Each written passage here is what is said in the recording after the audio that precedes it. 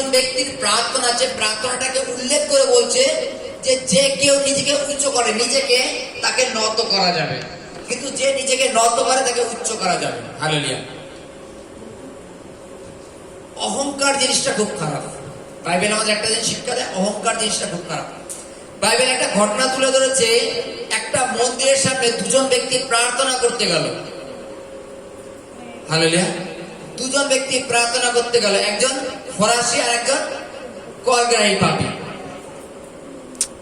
ফরাসি গিয়ে প্রথমে প্রার্থনা করছে, হে ঈশ্বর, আমি প্রত্যেক দিন প্রার্থনা করি। আমরা ঘটনাটা উপরে লেখা আছে, দেখো। Hallelujah, hallelujah. 11 পেয়েছি আমরা, 12 থেকে পড়ছি। একজন, আমি সপ্তাহের মধ্যে 2 বার উপবাস করি, সমস্ত আয় 10% দিই, কিন্তু করগ্রাহী দূরে দাঁড়াইয়া স্বর্গের দিকে চক্ষু তুলিতে সাহস পাইল না, বরং সে বক্ষে করাঘাত করিয়া কহিল, হে ঈশ্বর, আমার প্রতি এই পাপীর প্রতি দয়া করো। হালেলুয়া। বাইবেলে কি বলছে? যে নিজেকে গর্ব করছে সে প্রার্থনা করছে ঈশ্বরের কাছে, হে ঈশ্বর, আমি তোমার কাছে রোজ প্রার্থনা করতে আসি, তোমার এই যে এত উঁচু মন্দিরটা, সেই মন্দির পর্যন্ত আমি উঠে আসি এবং আমার আয়ের 10% দিই, আমি সপ্তাহে 1 দিন হোক 2 দিন হোক আমি উপবাস করি, তার মতো আমি তোমার দৃষ্টিতে ধার্মিক। সে আবার উল্লেখ করে দেখাচ্ছে, বাইরে একজন দাঁড়িয়ে আছে, সে পাপী, বোঝাবে এই পাপীর মতো নই, তাকে আঙুল দিয়ে উদ্দেশ্য করে দেখাচ্ছে যে ঈশ্বর, আমি এই পাপীর মতো নই। হালেলুয়া। এটাকে কি করা? নিজেকে উচ্চ করা। কিন্তু যে পাপী বাইরে দাঁড়িয়ে ছিল, সে বলছে, ঈশ্বর, আমি এত পাপী যে আমার আপনার ওই মন্দির পর্যন্ত যাওয়ার ক্ষমতা নেই বা অধিকার নেই আমার, কারণ আমি পাপী। সে নিজের বুকে করাঘাত করে বলছে, আমি অপরাধী, আমি দোষী, ঈশ্বর আমাকে ক্ষমা করো। হালেলুয়া। অনুতাপ করা বুঝি আমরা? হালেলুয়া। অনুতাপ কথার অর্থ কি? নিজের ভুল বুঝতে পারা। যে বাইরে দাঁড়িয়ে প্রার্থনা করছে সে নিজেকে অনুতাপ করছে যে ঈশ্বর, তোমার বিরুদ্ধে পাপ করেছি, আর আমি এত পাপ করেছি যে আমি মন্দিরের ওপর পর্যন্ত চড়ার যোগ্য না, অধিকার না, নেই আমার।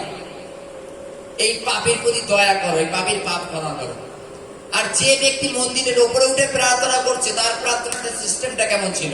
সে নিজেকে গর্ব করে বলছে, হে ঈশ্বর, আমি এই তোমার এত পর্যন্ত উঠে প্রার্থনা করছি, আমি সপ্তাহে 2 দিন উপবাস করি, আমার দানের 10% তোমাকে দিই, কিন্তু ওই পাপী এগুলো কিছুই করে না, তাহলে আমি তোমার দৃষ্টিতে ধার্মিক তো?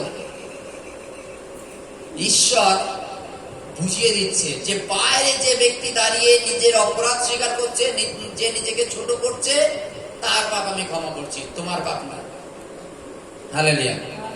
আমি তাকে বড় করব যে কিনা বাইরে দাঁড়িয়ে নিজের পাপ স্বীকার করছে, নিজে যে পাপই স্বীকার করছে। হালেলুয়া।